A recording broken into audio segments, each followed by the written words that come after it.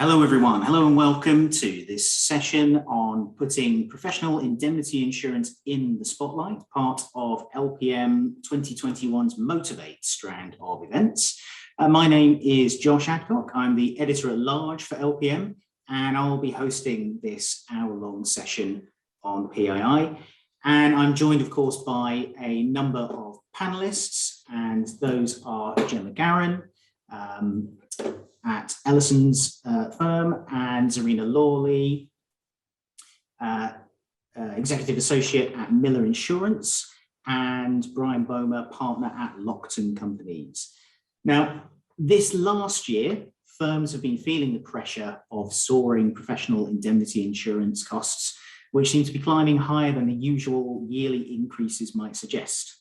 In addition, many legal businesses LPM polled and spoke to as part of the initial research for LexisNexis Bellwether report, which was just published on Tuesday, said that application forms have become an increasingly difficult hurdle to clear. And firms are also becoming more aware of the risk profile they present to insurers, with some attributing the hardening of the market to a lack of insurer appetite around high-risk practice areas such as conveyancing, which of course clashes perfectly against the boom in demand in that area caused by recent government incentives around property. So, are higher PII costs here to stay, or can firms turn the tide with a few top tips from our panel of experts? And as I said, our experts joining me are Gemma Garen, Director of Quality and Compliance at Ellisons Solicitors, who will be providing the law firm perspective. And we have Zarina Lawley, Executive Associate at Miller Insurance Services, and Brian Boehmer, Partner at Lockton Companies, who will be conveying the broker's perspective on developments in the PII market over the last year. I'll be putting questions to them in a moment, including questions submitted pre-event by our audience on Mural. So thank you to everyone who has submitted a question so far. And in the second half, we'll open up the debate to the audience and let you put questions live to the entire panel. So do make a note of any questions you'd like to ask at that juncture. Before we move on to the discussion itself, I'd like to thank our sponsors, and those are NetDocuments, CTS, Access Point, Iceberg, and Cloud Genie. Thank you for making it possible to host this event. Without further ado, let's put some questions to Gemma to hear how her firm has fared with PII recently. So thank you for joining us, Gemma. Thank you. It's a pleasure to be here, Josh. It's a pleasure to have you here with us as well. And in our event, pre-event preparation, you called last year's PII renewal at your firm a wake-up call for Ellisons in terms of how much had to be done to reduce premiums for the future. So I wonder if you could talk a little bit about that. And in a nutshell, why was last year's renewals in 2020 such a challenge for the firm? Okay, great. Thank you, Josh. So last year was an enormous challenge for Ellisons because of three main reasons. The first one is against the backdrop of the pandemic and the already hardening market, the preparation involved was actually incredibly onerous. It wasn't just the number of questions that we were being asked to answer and additional documentations that we were needing to provide to the insurers, but it was also the variety and the complexity of those questions. In fact, after the event, we did a post-renewal meeting, and it's staggering. We were asked 239 questions. I put it in the spreadsheet and analyzed them. And some of those questions were actually asking us to provide information going back as far back as 10 years, not the usual 3 to 6 years, historical data.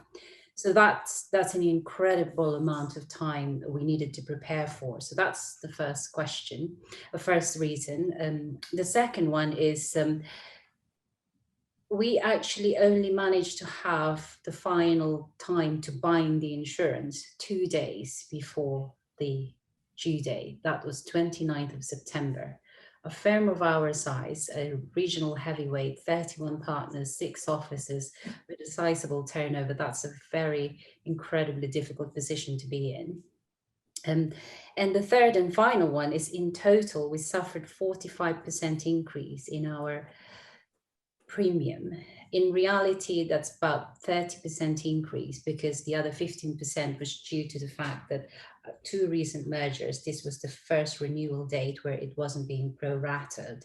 So it's still a very sizable increase. And that is why after that year, it was literally very brutal. We called it, we got to wake up and do it better for preparation. Great. Okay, thank you for that context, Gemma. As we'll sort of get into a little bit later, this year compared to last year has also seen a big percentage increase on average. We'll get into that a little bit later, I'm sure. But the next question is essentially, how have you changed your processes? What have you done this year as a result of that wake-up call to ensure that that process and cost challenge hasn't been repeated? Well, we've had to, we almost prepared immediately after the renewal, Josh. It's that early we did it. So it was, the first thing is we had to be very well prepared for this year. We started as early as putting together all the documentations through an analysis of last year's, as early as April. That's the first one. In terms of part, we had to transform the way we engage with our insurers and with our brokers. So we've become a lot more collaborative, and they've become more of a risk partner rather than somebody extra or somebody in addition to our business. We wanted them, especially our new brokers, to become part and parcel of our strategy to manage our risks. The other early preparation that we had is we've engaged with numerous insurers, not just our existing insurers, but numerous other insurers, because of this trend of co-insurers, because that was, I think, one of the key factors why our premiums have gone up so drastically in last year's one, because some new insurers who didn't know us were then having some difficulties establishing our risks profile. So we had to develop a very good presentation to our insurers, not just giving them the headline numbers that they're requesting from the proposal forms, but actually giving them an opportunity to deep dive into our data. And so in order for us to do that, we've had to make some drastic changes into our practice management systems. One of which includes additional information that the insurers were asking last year. So we wanted to be in a better position to provide them very quickly. So some key examples is, at the beginning of a file, we now make it mandatory for us to capture the underlying value of a transaction. Those are some of the improvements in the processes that we've done. We have now engaged with a new partner in terms of providing ID and cryptographic documentations to reduce the incidences of fraud, especially for high-risk areas as real estate transactions. We've now managed to create a better case type categorizations of our work profiles. So we're now slicing and dicing our data in a much better way. And we're asking our lawyers and our legal teams to provide us with that information much earlier. So this year, it is proving a lot better. We are now in a position where we're just awaiting the finalization of our insurance ready to be bound, whereas last year, at this time, I literally looked back at my, diary last year, probably working with not enough sleep because there was just still so many questions still trying to be prepared. So it is proving really, really productive that we've done not just process changes, but in terms of our relationship changes as well. So I think we've had to make it a joined up approach, not just changing the process, but actually also changing the way we interact and engage with our risk partners. Great. All right, that sounds great. Thank you for that, Gemma. And then I suppose the next question is about which challenges have persisted.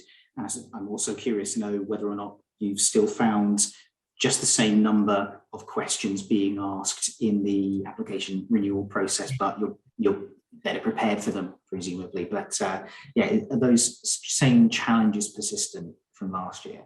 I'm glad to say, Josh, the numbers have drastically reduced. It wasn't 239. That's because from our analysis of last year, we've actually preempted it. So rather than us waiting for the co-insurers especially to come back and ask more questions and additional subjectivities, we've actually provided them with the data. So I'm glad that that has lessened, although it's still kind of persisting because of these incidents of co-insurers. So the our second layer premiums are still being managed by many different insurers. So that we've got a new insurer that we've not known. So there's still some additional questions that we didn't see from last year. So in a way, although we were so prepared, there's still so many kind of new permutations and emphasis. Some of the questions they're asking are similar to last year's, but they have a very different emphasis. So that's still quite a persisting problem. The other problem that we have is the nervousness of the underwriters, I guess, in terms of how we can prove that we have robust governance and supervision, given the hybrid work that we are now having to deliver our legal services. So we've had to be very, very proactive in providing those evidence, but it is a continuous process. And I think the other issue, as you alluded to in the beginning, Josh, is this the SDLT holiday. Obviously, I know that there will be a lag before there are any issues. So despite our numerous strategies and during the presentations, we've itemized, we've gone into detail about what kind of initiatives we've taken to have enhanced due diligence and enhanced risk management processes. They're still asking so many questions on those areas. And I think the last one is obviously the additional risk we're facing with the cyber fraud, especially given the nature of the hybrid working space. So yes, those I'm hoping that it will ease at some point in the future, but those areas are continuing to prove very challenging for us. Wonderful, thanks, Gemma. And now we're going to go over to one of our other panelists now for some more questions. So in just a moment, we're going to be going over to Zarina, but thank you, Gemma. We'll be returning to some of those topics that you've raised in a bit more detail in the panel session.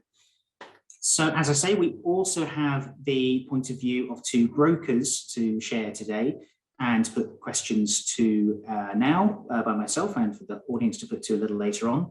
Our first is Zarina Lawley, who leads the solicitors PI team at Miller Insurance. Thanks for joining us, Zarina, and for submitting to some questioning and to some discussion today. Thank you, Josh. Hi, Zarina. So, as I say, we're going to go into some questions. So, first of all, the LexisNexis Bellwether report that I alluded to earlier, for which LPM conducted some of the preliminary research, suggests that PI premiums have jumped by an average of about 30% for law firms, which is incidentally a little higher than the figure Miller's own review found in May this year. So that possibly is a sign of further increases. So in your mind, what are the causes for those high premiums, and where's the source of that located? Is it the general economy? Is it what law firms are doing, and so on? Yeah, I mean, the kind of simple answer is that, you know, the claims payments are outstripping the premiums that insurers are bringing in is the simple, you know, answer to that. It's balancing their books. So the insurance market has seen a rise in the claims, and the insurers are seeing a rise in claims. Cyber fraud is a big one for law firms. For law firms, the claims, but also for the insurers. So the insurers are paying out quite a lot of money on cyber fraud claims. Now, cyber fraud, annoyingly, you know, you can't really underwrite against. It's not, you know, the lawyer getting the law wrong. It's a fraudster duping you, and that's really hard to underwrite as an underwriter. So at the moment, PI policies do cover cyber fraud if it's money going out of your client account, because that's obviously you're looking after the money for your client. So insurers themselves are trying to lobby the SRA to get that cover removed, because they feel that should be covered by a cyber policy rather than a PI policy. But as it stands today, it's covered by the PI insurers, which is a bit of a sticking point, because I guess insurers came into this market originally to kind of write against professional negligence, not cyber fraud ultimately. that's having a massive impact on premiums, and the age-old conveyancing claims that, conveyancing claims will always give insurers claims just because of the volume and the nature of the work and the amount of work that is, around in the industry around conveyancing. Those are the areas that always cause insurers pain. I guess in terms of why we are where we are and why we're seeing such huge increases, certainly in the last 2 years, is when the market has hardened, is because that the insurance market basically works in cycles, hard and soft cycles. When it's a hard market, there's not much supply, very limited capacity. Obviously in a soft market, plenty of insurers, plenty of competition. So the hard market started about 2 years ago, but before that, the soft market was probably around 8 or 9 years in the run, where there was plenty of insurers. We had lots of unrated insurers, capacity in the market, which actually, even though we don't approve of unrated insurers, they actually kept the premiums down and kept the competition going, which is why the premiums were where they were. The downside of having unrated markets like that is that it's unsustainable premiums. A lot of them had to exit because they couldn't make money out of it. But the long-standing insurers that are still in the market today are still writing it and are trying to write it profitably. And the only way they can obviously make it profitable for themselves is to obviously put the premiums up to try and catch up to the claims that they're paying out. And annoyingly, insurance works in the way that, the many pay for the mistakes of the few. So there are lots of claims, and not every person on this conference will have a claim, but they will be feeling the effects of the increases that the whole market is suffering. Yeah. So it feels unfair when you think, well, hold on, I've not had any claims. I run my practice, impeccably. Why am I paying for this? But that is just the premise of insurance. So it is, it's the claims ultimately that's driving these premium increases. Okay, right. Thanks for that. So the question then becomes how firms can claim back or claw back even some bargaining power over different providers and so on, particularly in areas that are considered high risk. We've already mentioned conveyancing, the boom that we've seen there.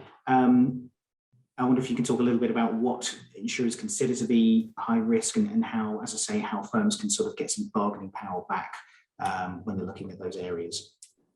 Yeah, so as we've said, conveyancing is quite a big sticking point for insurers. So if you're doing more than 25% conveyancing, your firm, you'll find that the number of insurers that are willing to look at your firm just drop off a cliff. They have this arbitrary 25% in their mind to try and restrict the amount of exposure that they have to potential conveyancing claims. So the way that you present yourself to an insurer is really to show them how you are different. Why are you different? Why are your risk management procedures robust? Why are they better than the rest of the market or your peers? Why do you do it better than everyone else? And why would you not have a claim? You've got to, it's basically selling yourself to the law firm as if you were writing, when you're writing a business plan for a bank, you have to convince them that you're worth taking the risk on, really. So we spent a lot of time when we're putting your presentations together with you on the risk management procedures. What systems do you use? What case management systems do you use? Do you have a risk management tool? Do you, who does the work? Who does the conveyancing work? What level of seniority of people is involved in that conveyancing transaction? Buyer-funded development is a massive issue for insurers at the moment. So was your firm involved in buyer-funded development? Because if they were, an insurer's initial reaction is to just go, no, thank you, but no thanks. So actually what you need to do on that scenario is to explain, for example, that the buyer-funded developments you did get involved in actually did get built and they're standing and they didn't go bust, which is the concern of insurers, and just providing that kind of reassurance that what the risks are, what the insurers are going to be worried about, and you're addressing it before you even got to the insurer, really, so that they can see that you've considered it and what the risks are. So it's a lot around risk management and what controls you have in place to make sure these claims don't hit your law firm. Great, thanks. And then last question is about what factors that law firms perhaps forget about or neglect to think about. We just mentioned risk management and so on. I'm just wondering if there's any other issues that affect PII premiums that firms, the sort of classic examples of things that firms mistake beyond what you've already said. Yeah, I mean, if you look at it on a very, very simple basis, there's three main points that kind of drive a premium. It will be the number of partners or the number of staff you have, your fee income, and the areas of work and claims. So that's 4, not 3. But they're the kind of key linchpins really that really just decide the starting point of an underwriter looking at your risk. So, for example, claims. If you have claims, you know, clients have claims, and that's fine. You know, you expect that in this market. But the really important thing is to obviously describe the claim and tell us what it's about. But more importantly, what risk management steps you've taken to ensure that that doesn't happen again. And saying things like, "Oh, we had a dodgy partner or a dodgy employee. Don't worry, that we've got rid of them. Don't worry about it." That's just not good enough, because actually, have you vetted all their files? Have you reviewed all their files to make sure there's nothing else in the woodwork that's going to come out? That, as an underwriter, you want to hear. Yes, we had a problem employee, but we did a whole, drains up. We cleared the decks. There's nothing else to report. So talk about it. So mistakes can happen, but what you deal with it and how you deal with it is really important. I think on that conveyancing piece again, I probably would focus on things like, I guess the kind of rates you potentially charge, who does the work, so you can show that you're not just having, junior staff doing this kind of work on a volume factory type basis, showing that the quality of the people that do the work. So again, it just gives them another level of comfort that the level of experience is appropriate for the work that they're doing. And I think cyber insurance, actually, interestingly, more and more underwriters are asking us, or asking clients, do you have a cyber insurance policy? Because that to them shows that actually you do take your risk seriously. And in this day and age, we think every law firm should have a cyber insurance policy, because it's not just about money going missing out of your client account, which would at the moment be covered by your PI policy. It's what about the data? The law firms hold such valuable data. Ransomware attacks are becoming more commonplace. Who's going to respond to that? If you haven't got a cyber insurance policy, you're in a whole world of pain. You're paying consultants to come in, or forensics, all kinds of people to try and help you. Whereas if buying a cyber insurance policy shows the insurers that actually do take risks seriously, and some of them even demand that you have it before they even quote at the moment. So yeah. Okay. All right, brilliant. Thanks, Zarina. Thank you for that. We'll be coming back to some of those points in the panel session in a little bit. And next, I'll be speaking to Brian. And just a reminder to everyone in the audience, you can submit questions in the Q&A at the moment. Please do feel free to do so, and we'll be coming back to those questions in the full panel session for everyone to be able to answer. So thanks again, Zarina. And now let's say hello to Brian Boehmer, Global Professional and Financial Risks Partner at Lockton. Thanks for joining us, Brian. And we'll be talking about a number of things, but something that you spoke to me about previously was the fact that, of course, we are now fast approaching the October renewal season, in which many firms get their PII renewal application forms in, sometimes just in time. So what are your top practical tips for firms to get better premiums or better insurance? And what are the kind of persistent mistakes you see this time of year in particular? I think the process to adopt is exactly what Gemma was talking about earlier. Start the process early and take time to prepare a quality presentation for insurers' consideration. And I mean, this is an opportunity for a firm to present their wares. That effectively this period is their shop window to insurers. So it's about using it appropriately. And actually every insurer will require the sort of numerical data which is considered within the proposal form. There's additional questionnaires this year, business resilience questionnaires and things that need to be completed. Insurers will expect qualifying insurer claim summaries. They need to be dated within a short period of time of when you've completed the proposal form. And the proposal form itself, common mistakes, and the work split doesn't add up to 100%. It requests for additional information with regards to certain practice areas that are ignored. Now, if it says expand on certain things, people should read the question and provide that additional information. But I think the most important thing that helps myself and my team, and Zarina and her team will be the supporting documentation that should complement the proposal form. This is material that will differentiate a practice from another. And it's really important that practices take the time to tell their story, how they've got to where they are today, and give the insurers an insight into the practice, how you go about your work, your approach to risk, your onboarding, accolades and accomplishments of the firm and the associates within the firm. This is an opportunity to sort of sing to insurers, and it is a shop window, so it should be used appropriately. And then the final thing is choose your representation carefully. Whilst myself and Zarina would love everyone to come just to our shops, so to speak, certainly in the 1 to 10 partner arena, there's not one broker that can canvass the entire marketplace. So that selection of representation is really important. Should be asking, before you select who to go, ask them what direct access they have to insurers, because you don't want your message being diluted. But also go a little bit further and ask them what those direct insurers that they have access to, what is their current appetite to risk?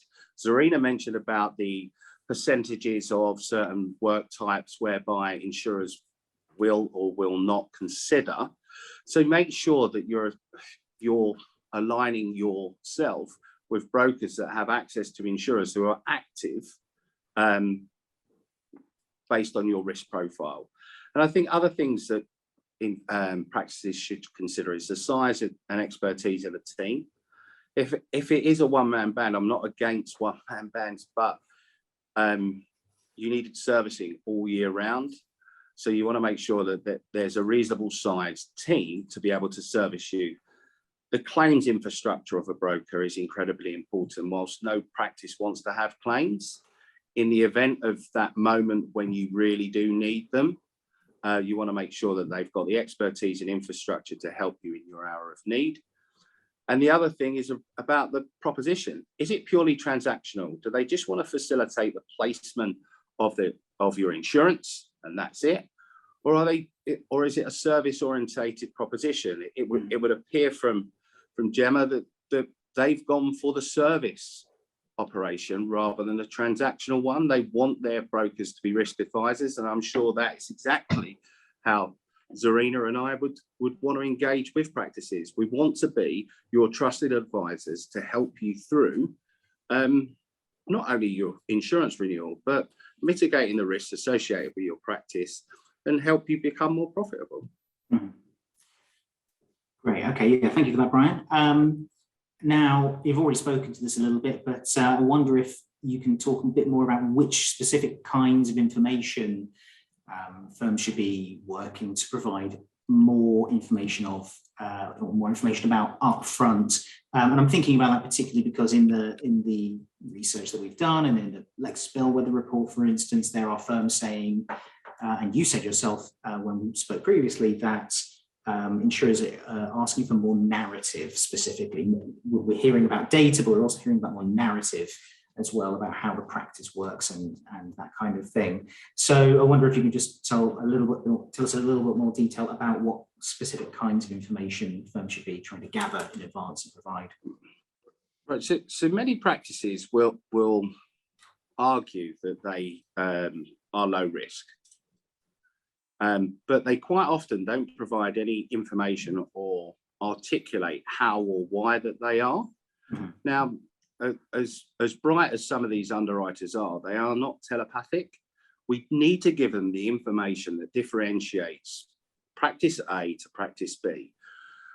Whilst a practice could be doing a very similar type of work, who does that work within that practice, the experience and expertise of that, the governance, the oversight with regards to the work that's undertaken. Those are the differentiating factors that no proposal form, additional questionnaires are going to give to the underwriter. Now, it's that additional information that helps arm your chosen representatives to negotiate, because with the underwriters, whilst the market is incredibly challenging right now, and the pendulum of power is firmly in the insurer's court, there's still some room, there is still some tolerance for an improvement to set rates. A senior underwriter will absolutely have the power to moderate terms, maybe not as much as they once could, but they will have the power to moderate terms and differentiate your practice from the average practice if you give them the tools. If there is no evidence provided to the underwriter, there's absolutely no reason for them to deviate away from the core pricing, which will be actuarially driven by the average claims that are going across the market for your areas of practice. Great, okay. Right, thank you, Brian. And very last question directed to yourself before we go to the panel session. Just very quickly, we have spoken about how firms have said that the application forms themselves have become an increasingly difficult task to complete. Gemma spoke to how many questions and how much information is required in a short period of time. So essentially, what can firms do you feel, to prepare, especially if they're shopping around with different brokers or different insurers, to try and have the right kind of information available to hand quickly to make the application process a bit easier? And is there any chance the application process is going to get easier in any form in the future, or is it all going in one direction? Right, so there's a few things there. I think first of all, to give yourself more time, start the process early. I mean, most leading brokers and insurers will deliver the proposal forms in very good time. I think we typically invite 3 to 4 months in advance of renewal. But some of that preparation can be done in advance, just as Gemma did, started in around Easter time. But I mean, the core proposal forms across the marketplace from the leading providers of insurance and risk solutions to the legal profession are very, very similar. And we can work from, and every single leading broker should be able to work from, and one of their competitors' proposal forms. It's the insurers themselves that may have specific additional questionnaires that are required in order for them to undertake their risk assessment, in order for them to be allowed or permitted to deploy their capital. Now, the reason why these questions get posed is purely because of the claims that they are seeing on their portfolio. Different insurers, I mean, many insurers will catch up with regards to the question sets, but some insurers may have been hit with by a certain claim at a certain period of time. The common one, Zarina spoke about deposit funded development, so deposit funded development. So a question that's commonplace across the marketplace is, do you undertake transactions whereby the deposit is greater than 10%? So that is to establish whether or not a firm has been involved in buyer-funded developments. Why are they asking that question? As a result of claims. Now, other questions that obviously conveyancing, different questions may be composed around conveyance, around development work, and more so because of these deposit-funded development transactions. Some insurers will ask questions specifically about your cyber and risk management procedures around that, because they've seen a number of practices get hoodwinked and wrongfully transfer funds. They've got processes and procedures in place, but perhaps that individual ignored them. They didn't do that second verification on the telephone before they transferred significant sums of money. So the questions that are being posed are influenced by the claims being experienced by the insurers. So whilst if you look at proposal forms over a period of maybe 5 years, an insurer who's been hit by that first claim first will be the first adopter of that question set.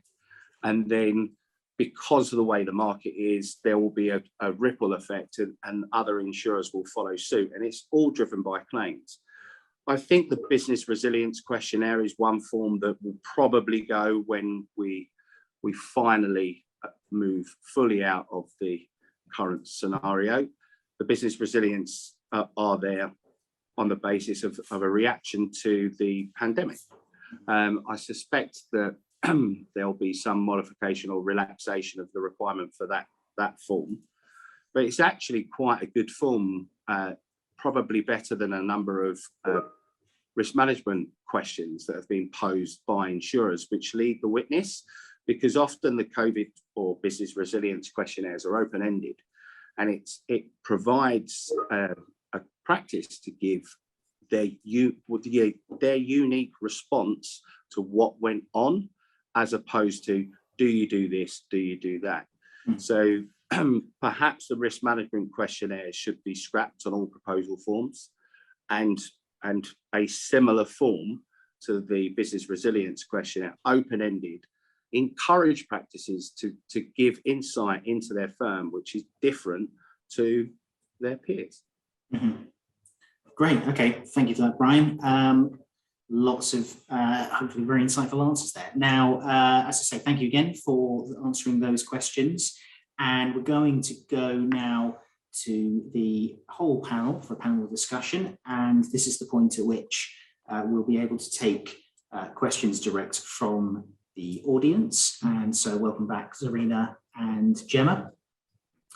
Now, as I say, we'll be able to get the ball rolling in a moment for questions from the audience, but I'd like to put a question to the panel first of all. And that question is whether or not brokers and insurers can do anything to make the application process, as we've just heard from Brian, if they can collaborate differently, or if they're able to do things differently to get more streamlined process in collaboration with law firms, and also whether you see, as Gemma has seen, the relationship between brokers and law firms changing over time to a more service-oriented model. So I don't know if anyone would like to pick that up in particular, but let's say, Zarina, is that a trend that you think will be continuing in the future? Yeah, so in terms of kind of a standardized proposal form or a standardized system or process, I don't think we're going to get one anytime soon. And the reason I say that is because every insurer kind of is experiencing different pain at different times. So, for example, when we start the October renewal process, coming up to the 1st of October, about 5 months before, probably 5 months before, we're speaking to all, and Brian will be doing the same, speaking to all insurers saying, okay, what's your hotspots? This is our proposal form. What do we need to add to it? What do we need to include? What do you want extra detail on? So we asked all insurers at the start of our renewal season, as we call it, to see what else they're going to ask or what they want. But as time goes on, things change. Some claims will come in. Escalating ground rents came in as an issue. Or biofunded development came in as an issue, and then underwriters want that extra information. So I guess we all try and streamline it, but because these claims are ever evolving, and as I was saying earlier, the criteria for insurers is restricting more and more and more, it does become difficult. I mean, they do it in Ireland. They do have a common proposal form. They do have that over there. I think the England and Wales claims environment, or the England and Wales legal profession, is a lot more volatile in terms of the claims landscape that we have over here. But yeah, in terms of whether we'll get there this year, well, next year, I don't think so. But we do try and get as much questions out from the client from the outset to try and minimize that. But yeah, every insurer then obviously does come up with their own version of things at the last minute, which I appreciate is not helpful. Yeah, great. Okay, and Gemma, I wonder what you were saying about having more of a closer relationship with brokers and with insurers. If that is a sort of, you've talked about how much more information you've put up front for insurers and brokers to have to digest to make the process easier. But from your point of view, should it be a two-way street where you were also expecting a different relationship or something different from insurers and brokers? Yes. Can you hear me okay? Yes, sorry, I can hear you. Yes, understandably so, Josh, and thank you for Zarina's insight with regards to potentially having difficulties having this common or standardized proposal form, but perhaps there might be some kind of avenue to work also with the SRA in terms of we understand the subjectivities towards the end, and different insurers have different claims profiles in their portfolios, and therefore they want to focus on those to make sure that they're not, as Brian said, they're not going to unnecessarily risk deploying their capital.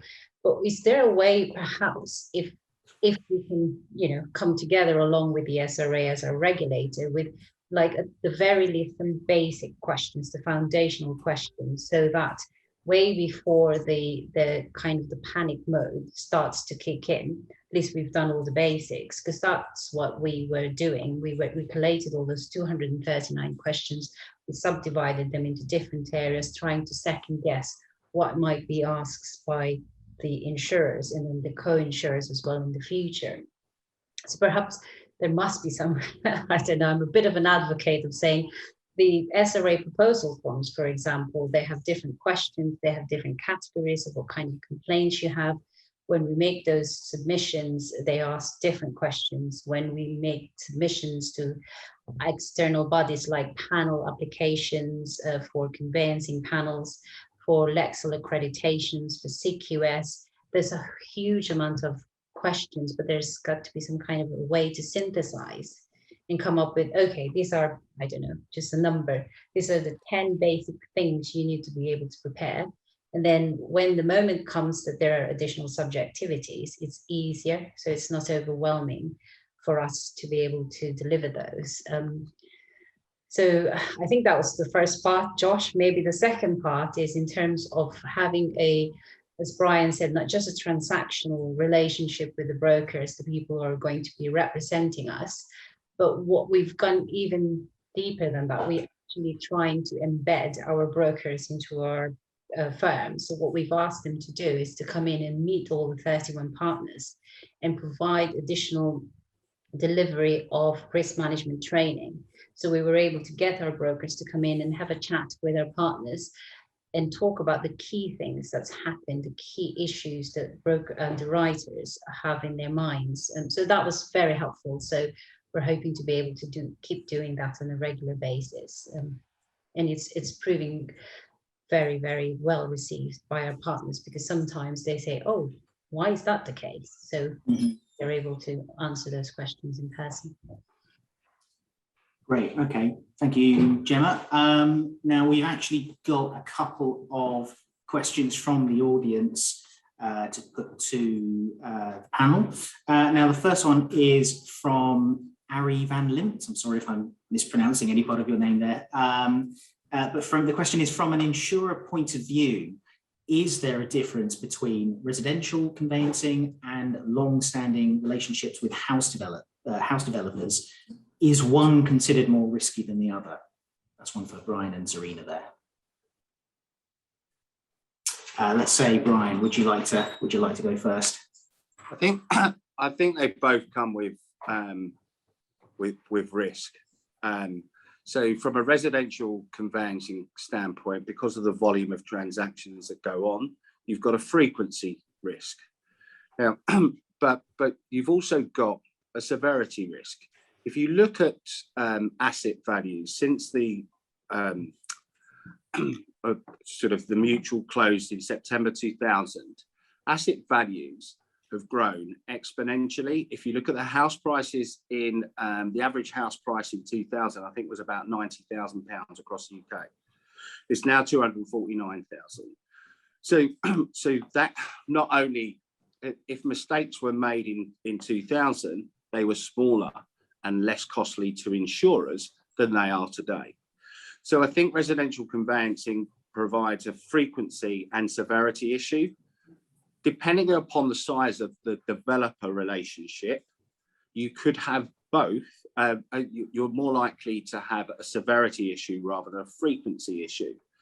So certain things insurers would want to know with regards to that type of work is what due diligence have you undertaken on the solvency of those developers that you're involved with? we've spoken numerous times about deposit-funded developers, buyer-funded developers. These SPVs are ultimately the organisations. There's allegations of fraud and things, but ultimately they didn't have enough money in the pot. Whether they evaluated the developments appropriately, but these developments failed, and typically they fail because potentially they didn't evaluate, they wasn't experienced, or they didn't have enough money, they wasn't solvent enough. So some insurers would expect firms to do some DD on who they're engaged with to give them the comfort, and that due diligence isn't just a one-off, that's continued, because financial situations of our clients who can change, and it's making sure you're on top of that to give insurers the comfort. Otherwise, the likelihood is they'll be less likely to present positive news to you from a pricing perspective. Great, thank you, Brian. Is there anything you would like to add to that, Zarina, to what Brian's just said? Yeah, I mean, I guess on that property developer piece, really, is just kind of, you know, if you're just working for one developer and, you know, they're your biggest client, you know, insurers would want comfort from you, from the law firm, that, you know, it is you did do your due diligence properly, because if you're the preferred lawyer for that developer and you're getting all the work from that, there's always this kind of, you know, do you overlook things because they're such a big provider of income to your law firm? You know, do you let things slide? So there's always a question on the proposal form, you know, do you rely on anybody more than 20% of your income? And if you are, you know, representing big developers or the like, or lots of, you know, you're getting a lot of your work from a developer, there will be that. Insurers will want a bit more in depth as to how much, you know, are you in their pockets? You know, will you just let things slide? So just need to kind of address that when you're looking at your presenting that part of your business. Brilliant. Okay, thank you, Zarina. And then the next question we've got in the Q&A is from Grant Sanders. Good to see you, Grant. Good to know you're here. And the question he sent over is, we've seen a 40% increase in management liability, crime and employment practice liability insurance because of a lack of competition in providers. Is there anything we can do to reduce this next year? Now, this goes down to a point which was picked up in the Bellwether report about the fact that PII is the second highest cost pressure on average across firms. So this is a big concern, I would imagine. The data proves that it seems that it is across many firms, with those prices seemingly increasing. So yes, is there anything we can do to reduce this next year? Zarina, would you like to speak to that first? Yeah, you know, frustratingly, just like the PI insurance world, you know, it is down to lack of capacity, as you said. So until new capacity comes into this market, though sadly those premiums are not coming down, because again, that part of the industry is experiencing lots of claims. So the only way, as you said, you can mitigate that is to increase premiums. So it's, you know, until, we get new insurers wanting to take part, because insurers unfortunately have been withdrawing from that area and not wanting to offer that, especially to law firms, actually, D&O cover to law firms. I can't see that changing. And certainly when we're trying to look for capacity for D&O, you know, it's a very, very restricted market, and people just don't want to put their capacity out for that kind of insurance policy. I don't know, Brian, if you found the same on your side of things as well. Yeah, absolutely. There's challenges across the marketplace on these professional and financial lines, and the reason for that is because of claims. Now, all stakeholders, whether it's practices, brokers, insurers, the regulator, the law society, we have a vested interest in changing the rhetoric. Yeah, but we can't put our heads in the sand. We've all stakeholders have an interest in improving the landscape for our clients, for the insurers, so that pricing can be more sustainable, that there's greater choices available. The catalyst for all of these concerns is claims. So I think what we need to do is the industry bodies, representatives, the key stakeholders, the profession need to work together to figure out ways in which we can reduce the claims environment. Because unless we do that, this hard market, these challenges in sourcing coverages, it's not going to go away.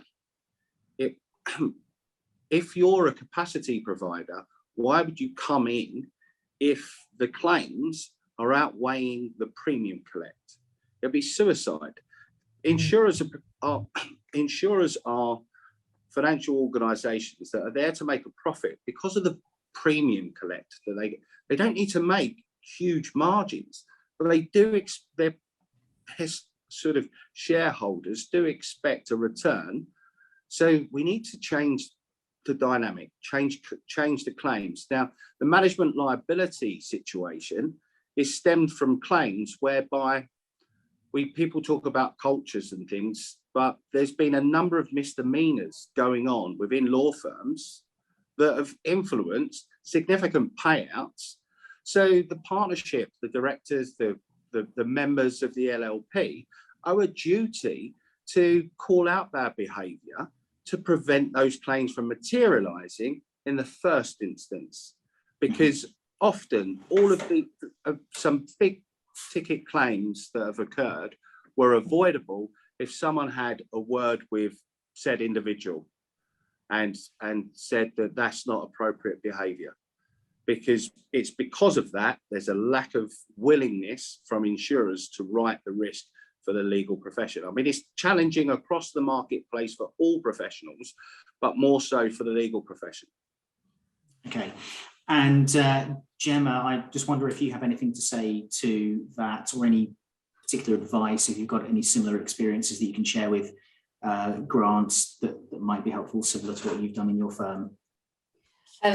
Yes, some of the things resonates with that, Josh, and part of our strategy to manage the claims in order for us as Grant was, as Brian was saying, to reduce our premium is the claims, is we've improved our process as well. It's about having those conversations, and unfortunately it's sometimes the most senior partners or the most senior members of the LLPs or any other type of law firm that we need to call out, and it is a difficult conversation because it's quite often, as I think Zarina was also saying, sometimes when the client is so very important to the firm because they bring in a lot of revenue, they're so important, there is a temptation to actually let things slide, which is why my team are literally our, we look at the risk profiles and we focus our attention on those big relationships, because